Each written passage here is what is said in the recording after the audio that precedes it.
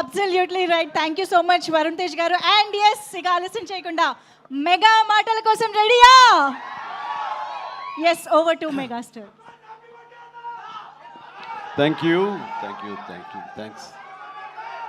Very much. అందరికీ నమస్కారం.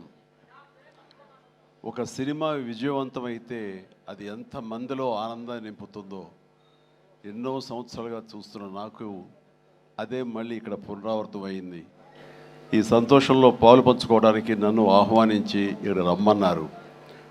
వాళ్ళు ఇందా కృషి చెప్పినట్లుగా సినిమా చూసిన వెంటనే దీనికి ఎప్పుడు ఫంక్షన్ పెడతారు, దీని గురించి 4 ముక్కలు మాట్లాడాలని నాకు ఉత్సాహంగా ఉంది అనగానే వరుణ్ చాలా సంతోషపడిపోయి, డాడీ మీరు రావాలి ఇదంటే, ఖచ్చితంగా వస్తాను రా, ఇది ఇలాంటి సెలబ్రేట్ చేసుకోవాలి, ఈ ఆనందం 10 మందితో పంచుకోవాలి. ఇంత పెద్ద విజయాన్ని ఇచ్చేటువంటి ఆడియన్స్కి మనం తల ఉంచి వాళ్ళకి ధన్యవాదాలు తెలియచేయాలి. ఇది అందరి యొక్క బాధ్యత అంటూ ఆ ఉద్దేశంతో నేను ఇక్కడ రావడం జరిగింది.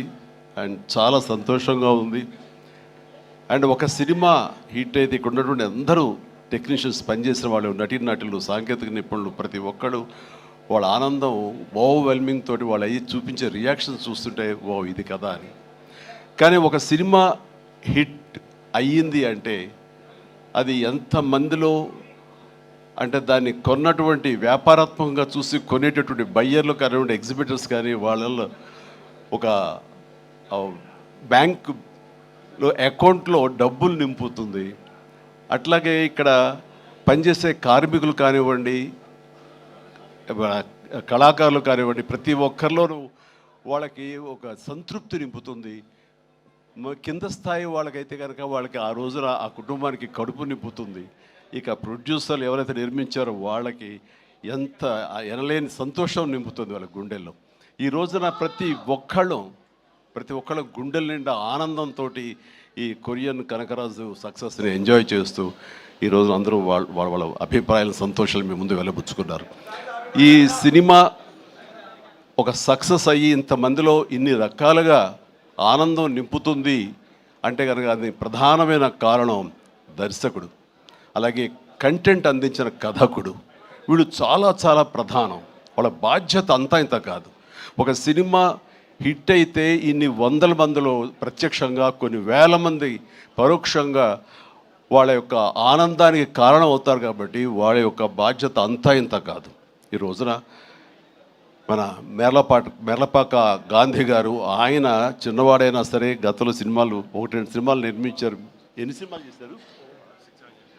ఓకే, మీరు చేసిన 6 డజన్ పైగా సినిమాలు కొన్ని చూడటం జరిగింది, కానీ అన్నీ చూడలేకపోయాను. But you have wonderful director. And ఇంత ప్లీజ్ సార్, ప్లీజ్ కూర్చోండి, మీరు కూర్చోండి, లేదా వస్తారండి, ప్లీజ్ కమ్ పైకి. సో వీళ్ళ యొక్క ఆలోచన విధానం, వీళ్ళ కంటెంటు, ఇది ఎంత మందికి ఈ రోజున ఉపాధి కల్పించింది, ఎంతమందికి ఆనందాన్ని ఇచ్చింది, ఎంతమందికి అకౌంట్లో బ్యాలెన్స్ వేసింది అనేది నేను చెబుతుంటే దాని బాధ్యత అంతా ఇంత కాదు. వీళ్ళు కేవలం స్టార్ట్ కెమెరా యాక్షన్ ఓకే అని ఒక సినిమా చేసింది, ఓకే నెక్స్ట్ పిక్చర్ ఏంటి అని వెళ్ళటం కాదు. ఇది చాలా బాధ్యతాయుతమైనటువంటి ఒక పోస్ట్ డైరెక్టర్ అనేది.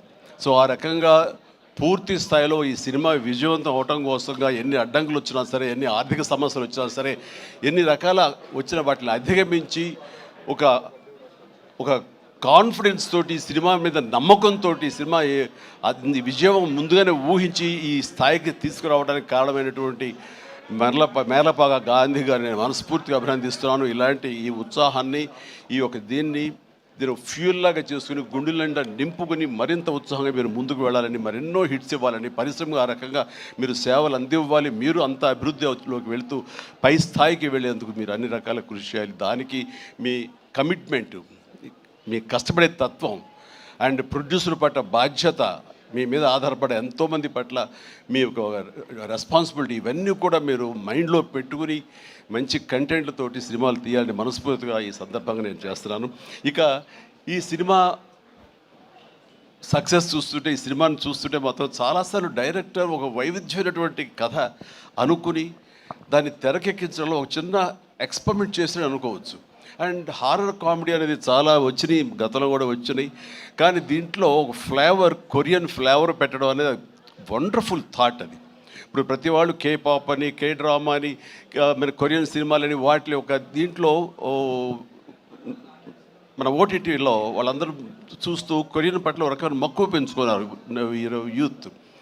అలాంటిది మన సినిమాల్లో మెర్జ్ చేస్తే కనుక ఆ రిజల్ట్ వేరు, ఆ ఇది వేరు అన్నీ, ఆ థాట్ రావడమే ఇంత పెద్ద సక్సెస్కి, ఇంత పెద్ద బ్లాక్ బస్టర్ అవడానికి ప్రధానమైన కారణం. దానికి మనస్ఫూర్తిగా సభాముఖంగా నేను గాంధీని అభినందిస్తున్నాను. అండ్ ఈ సినిమాలో ఇంత రసవత్తరంగా సాగింది, ఇంత కమర్షియల్గా ఇంతమందిని ఆకట్టుకోగలిగింది అంటే ప్రధానంగా వరుణ్ తేజ్ ఇక్కడ నేను ఏది మాట్లాడిన ఒక బిడ్డగా కాదు, ఒక వైవిధ్యం వెల్కమ్ చేసి కేవలం ఒక సేఫ్ జోన్ కాకుండా రిస్క్ అయితే అయ్యింది, నేను అందరిలాగా కాకుండా వెరైటీగా వెళ్తూ ఉండాలంటూ ఆ కోరిక మేరకు, ఆ యొక్క జిజ్ఞాస మేరకు క్రిస్ గారి ఆయన కంచె నుంచి చేసిన, అంతకుముందు ఆ సినిమా ఫస్ట్ సినిమా ముకుందా చేసిన ఒక్కొక్క సినిమా, అలాగే స్పేస్ నేపథ్యంలో అంతరిక్షం చేసిన, ఇలా ప్రతి సినిమా చూస్తుంటే ఒక్క సినిమాలో కనిపించడం మరో సినిమాలో కనిపించలేదు. ఇప్పుడు మనం అందరూ ఏవి చూసాము, డిఫరెంట్ గెటప్స్ తోటి వెళుతూ ఆ చేసిన ఆ కొన్ని సినిమాలు కూడా వైవిధ్యం చూపిస్తూ ముందుకు వెళ్తున్నాడు అని అంటే కనుక అతను ఒక ఆర్టిస్ట్గా నిలబడాలని తప్ప కమర్షియల్గా గబగబా సినిమాలు చేసేసి 4 డబ్బులు చేసేసుకోవాలి, నేను స్టార్గా ఎదిగిపోవాలి అనే ఆ తాపత్రయం కంటే కూడా ఒక నటుడుగా ఆచితూచి అడుగులు వేస్తూ, అలాగే కథల సెలక్షన్లో కూడా అతను అంత కరెక్ట్గా వెళుతున్నాడంటే కనుక అతని ఆలోచన విధానం బాగుంది, అతను ఎంచుకునే జోనర్స్ బాగున్నాయి. వాటి కోసం లేట్ అయినా పర్వాలేదు, అందులో కొన్ని విజయవంతం అవుతాయి, మరికొన్ని అపజయానికి అవ్వచ్చు. కానీ నీ వరకు నువ్వు మాత్రం నువ్వు తీసుకున్న ఆలోచన విధానంలో కానీ, నువ్వు ఎన్నుకున్న క్యారెక్టర్స్ కానీ, అందులో నువ్వు పోర్ట్రే చేసిన విధానం కానీ, నువ్వు అందులో చూపించిన నటన కానీ, నీ వరకు నువ్వు ఎప్పుడూ ఫెయిల్ అవ్వలేదు. ప్రతి సినిమాకు నువ్వు విజయం సాధిస్తూనే ఉన్నావు. ఆ సినిమా కొంచెం వెనకంజ వేసిందంటే ఆ తప్పు నీదవ్వదు. కాబట్టి వరుణ్ ఇదే ధైర్యంతో, ఇదే కాన్ఫిడెన్స్ తోటి ముందుకు వెళుతూ ఉండు. ఒక వెర్సటైల్ యాక్టర్గా నువ్వు ఇక్కడ ఈ స్థానం సుస్థిరం చేసుకుంటావు. All the very best. And ముఖ్యంగా ఇక్కడ ఈ సినిమా సక్సెస్ అవ్వడానికి మీ అందరూ కారణమైనా సరే, జస్ట్ చిన్న పర్సనల్గా మాట్లాడుకుంటాను. అండ్ మావాడు ఇది తన సక్సెస్ అనుకుంటున్నాడు, ఇది నీ ఖాతాలో వేసుకోవద్దు వరుణ్, ఇది మన బుడ్డోడు వాయువు తేజ్ ఖాతాలో వేయి. నీ లక్కీ చామ్ వాడు చూసావు, ఉందా కారణం 7 సంవత్సరాలు బట్టి సరైన హిట్ ఇవ్వలేకపోయాను అనుకున్నావు సేవ, మీరు ఇప్పుడు ఎందుకు ఇచ్చారంటావు? అది తేడా. కాబట్టి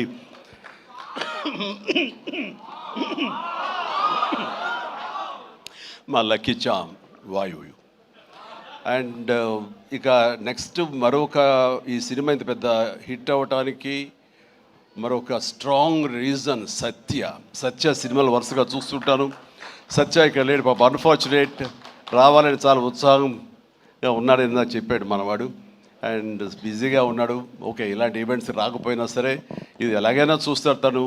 ఈ పాటికే లైవ్ చూసేస్తుంటాడు. సత్య నువ్వు చూస్తుంటావు, నాకు తెలుసు, అర్థమైంది. ముందు నీకు షూటింగ్ ఉంది, అక్కడ షార్ట్స్ ఉన్నాయి, తర్వాత చూసుకోవచ్చు, షార్ట్లోకి వెళ్ళు. ఈ సినిమాలో చాలా బాగా చేసావు. ఎంత అంటే ఏంటి తను అని చెప్పేసి నీ కోసం ఈ సినిమా మరొకసారి కూడా చూడాలంత బాగా చేసావు. నువ్వు నాతో పాటు యాక్ట్ చేసినప్పుడు కూడా నేను అబ్జర్వ్ చేస్తుంటే నీకు లిమిటేషన్స్ లేవు నువ్వు. అండ్ ఆ క్యారెక్టర్ పరంగా నువ్వు ఆ హద్దులు లేకుండా నీ మనసుకు ఏది అనిపిస్తే నీకున్నటువంటి ఆ మిమిక్ టాలెంట్ తోటి దీన్ని అల్లుకుంటూ వెళ్ళిపోతుంటావు, కొత్తగా చేయడం ప్రయత్నం చేస్తుంటావు. అది నీ బలం. కాబట్టి ఎలాంటి ఇన్హిబిషన్స్ లేకుండా నువ్వు చేసే విధానం ఉంది, అది ఒక వైవిధ్యంగా ఉంటుంది. ఇంతమంది చేత అలరించబడుతుంది, ఇంతమంది చేత ఆకర్షించబడుతుంది. వాళ్ళందరూ ఆశీస్సుతోటి ఇదిగో ఇలాంటి విజయాలు నీ యొక్క ఖాతాలో చేరుతూ ఉంటాయి. ఆ రకంగా నువ్వు చూపించినటువంటి ఈ కామెడీ నాకు మళ్ళీ చూడాలనిపిస్తుంది. అంత బాగా చేసావు. అఫ్కోర్స్ మనం చేసినప్పుడు కూడా నువ్వు నీ అభిమాని అండి అంటూ గతంలో మీరు ఎట్లాగా నా సినిమాల కోసం ఎన్ని చూస్తుంటావు అండ్ అవన్నీ చెప్తూ ఉంటావు, వింటూ ఉంటాను. కానీ నాకు నువ్వు ఆనందం ఇచ్చాకంటే నా శిష్యుడిగా కానీ నా అభిమానిగా కానీ నా అభిమాని ఇంత స్థాయిలో ఉన్నాడన్న ఆ గర్వం ఉంది సేవ, అది నేను కొన్నా సరే ఎలాగైనా నేను మాటలు చెప్పలేను, అంత ఆనందంగా ఉంది. ప్లీజ్ కీప్ రాకింగ్, మీరు ఇట్లా ముందుకు వెళ్తుండాలి, కానీ సినిమాలు మరెన్నో చేస్తుండాలి. అండ్ ఈ సినిమాకి ఇంజనీర్ మన గాంధీ అయితే ఐరన్ పిల్లర్స్ మన వరుణ్ తేజ్. ఈ ఐరన్ పిల్లర్ నిలబడి ఒక కన్స్ట్రక్టివ్గా ఒక కన్స్ట్రక్షన్ ఉండాలి అంటే కనుక ఆ కాంక్రీట్ ఈ రోజున సత్యాన్ని నా విశ్వాసం, నాకు అలా అనిపిస్తుంది. So the wonderful combination. ఆయన డిజైన్ చేసాడు, పిల్లర్ లాగా నిలబడ్డాడు, ఐరన్ స్ట్రక్చర్ లాగా. ఆ ఐరన్ స్ట్రక్చర్కి అందంగా ఓ రూపం కల్పించి ఇదిగో ఈ కనకరాజు, కొరియన్ కనకరాజు అనేందుకు కాంక్రీట్ లాగా నిలబెట్టి స్ట్రాంగ్ వాల్ లాగా చేయగలిగాడు. దానికి సత్య ప్రధానమైన కారణం అయితే, దానికి మరి వాళ్ళకి రంగులు అందాలు కావాలి కాబట్టి ఆ అందాలు అది ఇచ్చింది Ritika. Ritika, you day fantastic job. And నీ గ్లామరు అది చూస్తుంటే వావ్ అనిపించింది నాకు. ఆ వావ్ ఇక్కడ వాడాలంటే మీరు ఇందాక నుంచి హింట్ ఇస్తారంట. తను నిజంగానే వావ్, చాలా బాగుంది. అటు కొరియన్ దీంట్లోని హుషారు కానీ ఇవన్నీ ఎక్సలెంట్ అమ్మా. తర్వాత ఇక మన ఇతర ఆర్టిస్టులు పోలిస్తే కనుక నాకు మన ఉనికిదాకా ఉన్నారా, వెళ్ళిపోయారు ఆయన, మురళీధరన్ గౌడ్ గారు. ఓకే, ఆయన ఎక్సలెంట్, ఆయన కూడా మంచి ఆర్టిస్ట్. ఆయన సినిమాలు చూస్తుంటాం, ఎంత సహజంగా చేస్తుంటారో వారు కూడా ఇందులో కామెడీకి ఉపయోగపడ్డారు. అండ్ ఈ సినిమా విలేజ్ నుంచి ఇక్కడి నుంచి ఇండియా నుంచి ఫారిన్ వెళ్ళిన తర్వాత చూస్తుంటే ఒక కొరియన్ ఫిల్మ్ చూసినట్లే ఉంది, అంత బాగా ఉంది. దీనికి చాలా ఖర్చు ఉంటుంది కదా అనుకున్న తర్వాత నేను ఎంక్వైరీ చేస్తే చాలా బడ్జెట్, చాలా లిమిట్ తోటి, బడ్జెట్ కన్స్ట్రైన్ తోటి, వాటితోటి కూడా ఆయన అది చేయగలిగి ఆ ఫీలింగ్ ఇవ్వగలిగాడంటే నాకు చాలామంది ఈ ఒక్క విషయంలో మనం నేర్చుకోవాలి. అంటే ఖర్చు పెడితేనే అది కనపడుతుంది తెర మీద అనే భావంతో కాదు, నువ్వు ఇక్కడ అనుకోవాలి, నీ మైండ్లో అనుకోవాలి, ఈ విజువల్స్ మీద నీకు ఉండాలి, ఎడిటింగ్ సెన్స్ ఉండగలగాలి, డైరెక్టర్కి ఉండగలిగితే కనుక ఇలా రావాలి అంటే ఏమేం చేయాలని నువ్వు ఎక్సర్సైజ్ చేసుకుంటే కనుక అండ్ అవి ఇక్కడే సాధ్యపడుతుంది. ఈ రోజునటువంటి ఈ విఎఫ్ఎక్స్లో కానివ్వండి, మనకున్న టెక్నికల్ ఎక్సెస్తో కానివ్వండి, మనకి ఇచ్చిన ఆర్ట్ వాళ్ళ సపోర్ట్తో కానివ్వండి, చాలా చేయొచ్చు. కాస్ట్ ఎఫెక్ట్ తోటి చాలా బాగా చేయొచ్చు. ఈ సినిమా అందరూ ఊహించడం అంత రిచ్ సినిమాగా ఉంది కదా, కొరియా వెళ్ళిపోయి చేస్తారంటే అది అంత అవ్వాల్సినంత ఖర్చు అవ్వకుండా లిమిట్లో చేయగలిగాడంటే తన ప్లానింగ్, తన భయం, భక్తి, ప్రొడ్యూసర్లు బతకాలి, మనతో పాటు ప్రొడ్యూసర్లు 4 డబ్బులు చేసుకోవాలి, అంతేగాని ప్రొడ్యూసర్ని నలిపేసేసి వాళ్ళు స్క్వీజ్ చేసేసి సినిమాలో చూపించి తద్వారా తన పేరు తను కనిపించాలనే ప్రయత్నం చేయకుండా ఆ రకంగా తను ఈ సినిమాని చేశాడు. ఇది ఒక బెస్ట్ ఎగ్జాంపుల్గా నేను అనుకుంటున్నాను as for as the director is concern, film making is concern. And days కూడా తక్కువలో చేయగలిగారు. మీరు ఫస్ట్ సక్సెస్, ఇప్పుడు ఈ సినిమా హిట్ అయిన తర్వాత ప్రేక్షకులకు వెళ్ళిన తర్వాత వాళ్ళు అందించిన విజయాన్ని మన విజయంగా కాదు, బిఫోర్ రిలీజ్ ఇట్ సెల్ఫ్ మీరు సక్సెస్ సాధించారు. దీన్ని బడ్జెట్ పరంగా అయితే కానీ లిమిటెడ్ టైంతో మీరు చేయటం కానీ దానికి నిజంగా మనస్ఫూర్తిగా అభినందిస్తున్నారు. అండ్ ప్రతి వాళ్ళు ఇలాగే ఆలోచిస్తే కనుక నిజంగా సినిమా సక్సెస్ తగ్గిపోతున్నాయనే దీంట్లో ప్రతి వాళ్ళు కూడా నువ్వు ఇది నేర్చుకోవాల్సినటువంటిది, అమలు చేసుకోవాల్సిన విషయం. ఈ సంవత్సరం నిజంగా ఫస్ట్ హాఫ్ చూసిన తర్వాత బిగినింగ్ ఫిలిమ్స్ మంచి హిట్లు అయినాయి, బాగున్నాయి. ఆ తర్వాత మళ్ళీ ఈ జూన్ జూలై వరకు సినిమాలు ఏది పెద్దగా హిట్ అవ్వడం చూస్తుంటే సెకండ్ హాఫ్ ఎలా ఉంటుందో అనుకున్నావు. ఈ ద్వితీయార్థంలో బెస్ట్ పెద్ద సినిమా హిట్ అవడంతో ఫాలోడ్ బై మా ఇంటి బంగారం, అలాగే లెనిన్, ఆ తర్వాత చెన్నై లవ్ స్టోరీ, ఇట్లా ఇదిగో ఇప్పుడు ఈ కొరియన్ కనకరాజు. అంటే ఈసారి వండర్ఫుల్ ఆడియన్స్ రారు, వాళ్ళకి ఓటీటీలకి ఫిక్స్ అయిపోయారు. పెద్ద సినిమాలకి, ఈవెంట్ ఫిలిమ్స్కి అలాంటి వాటికి తప్ప మామూలుగా థియేటర్కి వచ్చి చూసే పరిస్థితి పోయింది, చిన్న సినిమాలు బతికే పరిస్థితి లేకుండా పోయింది అని చాలామంది స్టేట్మెంట్ ఇచ్చేస్తుంటారు. కాదు, కంటెంట్ ఇవ్వగలిగితే, వెరైటీ కంటెంట్ ఇవ్వగలిగితే, ఇలాంటి యంగ్స్టర్స్ అన్నిటినీ మైండ్లో పెట్టుకుని మన కనుక ప్రెజెంట్ చేయగలిగితే కనుక జనం రావడానికి ఉన్నారండి. వాళ్ళు ఒక సినిమా 2 సినిమాలు పెద్ద చూసిన తర్వాత ఓకే, ఆ తర్వాత సినిమా బాగుంది, ఇది ఎంటర్టైన్ చేస్తుంటే కుటుంబంతో పిల్లలతోటి థియేటర్కి వెళ్ళి చూస్తారు. ఆ కిక్ ఇంట్లో కూర్చున్న చూస్తూ ఓటీటీలో వాళ్ళకి కలగదు, వాళ్ళు బయటికి రావాలని కోరుకుంటారు. వాళ్ళు బయటకు వచ్చి థియేటర్లో సినిమాలు చూసే రేంజ్కి మనం ఏమి ఇస్తున్నాం, వాళ్ళకి ఏం ప్రజెంట్ చేస్తున్నాం అని మనం ఆలోచించగలిగితే కనుక దానికి భయపడాల్సిన అవసరం లేదు. ఇదిగో ఈ సంవత్సరంలో వరుస సినిమాలు వస్తూనే ఉన్నాయి, పెద్ద సినిమా, చిన్న సినిమా, దాని బడ్జెట్ అంతా, అది ఈవెంట్ ఫిల్మా లేకపోతే అనే కాదు, ఒక ప్రేక్షకుల్ని అలరించాలి, హెల్దీ ఫిల్మ్స్ తీయగలగాలి. అందులో ఈ సినిమా ఈ మా హిట్ అనేది మీరు నమోదు చేసుకోవడం, మీ ఖాతాలో వేసుకోవడం అనేది రియలీ అది డిజర్వ్ ఇట్. అండ్ ఈ సినిమాకి పనిచేసేటువంటి ఇతర నటీనటులకు, అలాగే మన కెమెరామెన్గా చెప్పారు సంజయ్, మనోజ్ గారు, అండ్ సాయి మనోజ్, మీ గురించి వినాలి, మీరు అమెరికాలో ఉండేవారని. And please and all the very best. And అలాగే ఎడిటర్ గారికి, వాళ్ళకి, ఇంక వీళ్ళందరికీ చెప్తుంటే మా తమ్మని ఏంటి అన్నయ్య నా గురించి అక్కడ మాట్లాడారు, నా హృదయానికి దగ్గరైన మనిషి. అండ్ అలాంటి తమ లెక్క తమ్మని మళ్ళీ కష్టం అవుతుంది కూర్చొని. Please, I love you my boy, I love you. తమన్ను ఒక ఎనర్జీ బండిల్ ఆఫ్ ఎనర్జీ అండి. ఎప్పుడో బోరు కొట్టి తమ్మనికి ఫోన్ చేసి ఎలా ఉన్నావు తమ్ముడు, అనయా ఏంటన్నా చెప్పన్నా వచ్చేయమంటావా, రావు సదా కాసేపు ఇది అని. తనతోటి ఇప్పుడు ఈ సినిమా చేయబోతున్నాను, ఆ సినిమా పేరు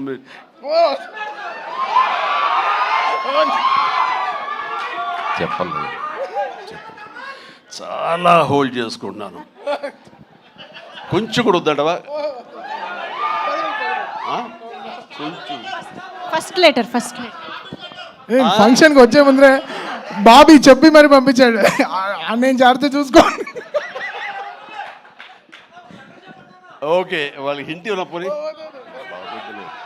ఆపుకోలేకపోతున్నాను, బలవంతంగా ఆపుతున్నాడు చెప్తాను నేను. Okay, all right. అండ్ ఇందాక డైరెక్టర్ గారు అన్నట్లుగా మేము ఒక బొమ్మను తయారు చేసావు, దానికి ప్రాణం పోసావు నువ్వు అని. నిజంగా ప్రాణ ప్రతిష్ఠ చేసేటటువంటి అద్భుతమైనటువంటి ఒక టెక్నీషియన్ మనం తమన్. నేను ఇదే మాట అన్నాను, మాకు ఈ సినిమా అన్ని రకాలుగా మేము చేసాము అని. నాకు ఈ మధ్యకాలంలో మేము చేసినటువంటి గాడ్ ఫాదర్ సినిమాలో, అండ్ తమన్ నిన్ను నమ్ముతున్నాను, దీనికి ప్రాణ ప్రతిష్ఠ నువ్వు చేయాలి, దీనికి ప్రాణం పోయాలి, దీనికి ఆరో ప్రాణం నువ్వే అవ్వాలి అని అన్నందుకు ఆ సినిమాలో తను చేసి ఆ బీజిఎమ్స్ అవి అంత అత్యద్భుతంగా ఇచ్చాడు ఆ సినిమాలో. అండ్ దానికి ఇప్పుడు మళ్ళీ ఈ సినిమా మన రాబోయే కొత్త సినిమా 158 అలాగే అంతా కష్టపడి కంగారు అదే ఛాన్స్ ఇవ్వట్లేదు.